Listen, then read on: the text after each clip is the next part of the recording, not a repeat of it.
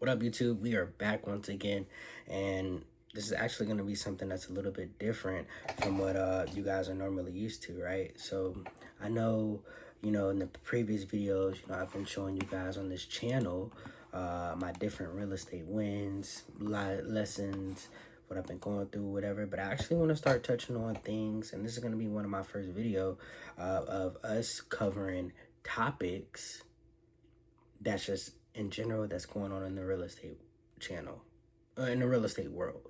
Now, of course, definitely excuse the mess in the background. It's one of the many rooms that we have, but did want to say, make sure you guys like, subscribe, and share. Also, go check out some of my other YouTube channels. They will be tagged on the actual main channel, wherever you can see it as soon as you click on the channel. But today's video, we're actually going to be talking about real brokerage purchasing Remax, right? So a lot of people may not know who Real Brokerage is. Real Brokerage is a newer tech-based brokerage that, for the most part, they're virtual and they're fully technology, and they're known for their AI-powered cloud-based platform. Well, Remax is a company that's been around for decades. They grew based on the franchise model. Well, anybody who's been paying attention to Remax has been going through it and struggling for the past something years. Between 2018 and 2020, I would say was Remax probably peak. Fast forward to 2026, they've recently lost 10,000 plus agents. They're in records amounts of debt, and the owner is in its late 70s or 80s, and the writing was on the cake that they were actually looking for an exit.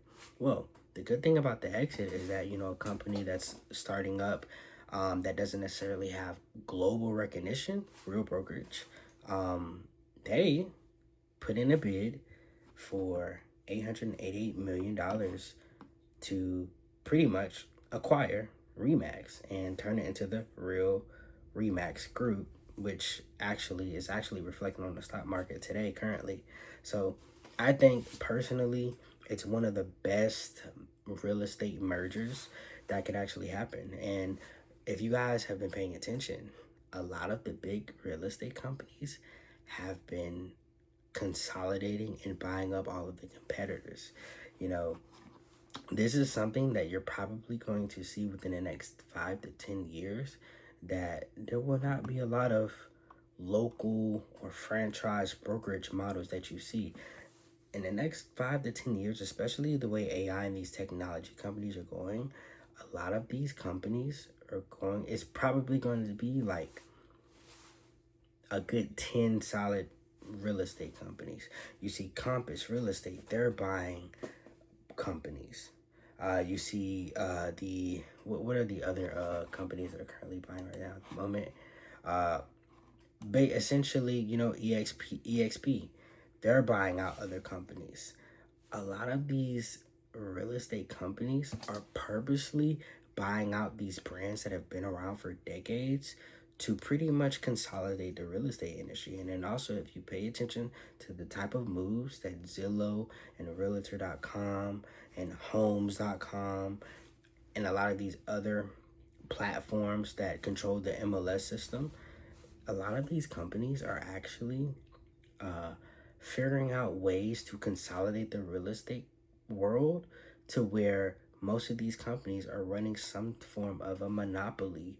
And, after a while, a lot of us agents or anybody who's in the business will not be able to have many options when it comes to, number one, listing on MLSs, operating without certain MLSs, even recently, with the whole NAR settlement, where it's kind of changed the game for buyers, agents, commissions.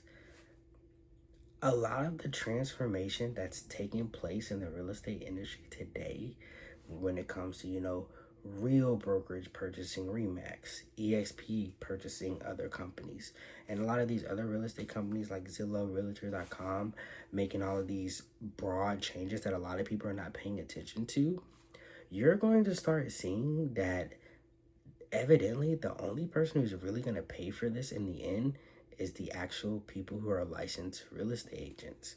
And while I say, it can be a good thing, it also could be a severely bad thing. It's going to make the business already a lot harder than it has to be. Of course, agent fees more likely will go up. Two, it'll probably be a lot more competitive when it comes to being an agent. And three, you're gonna start seeing, a lot of these, mom and pops brokerages or startup brokerages that are kind of like independent. They're gonna go out of bank. They're gonna go bankrupt. Now, as far as like the real brokerage purchase, I'm actually all for it, considering that Remax is it's been a dying brand, and honestly, if somebody didn't buy them sooner, they'd probably go bankrupt. So I honestly think this is great for Real's growth, and I actually is one of the people lately. I've been actually studying, Real Brokerage's structure. Real Brokerage is probably one of the best brokerage, and they have one of the best business models I've seen in a while. Starting out, you get 85-15 commission split. Each agent over there, if you're doing a certain amount of volume and deals, no matter how much deals that you make, you actually get stock in in the actual company, and you get it at a cheaper rate than what is listed on the stock market, which is insane. I've never heard of anything like that. At Real, you get health insurance, and they have no agent fees. So this is something that can actually change the game. And even with it changing the game, it's number one going to build their global brand, because they don't have a global recognition yet. They just have mainly recognition in the North America.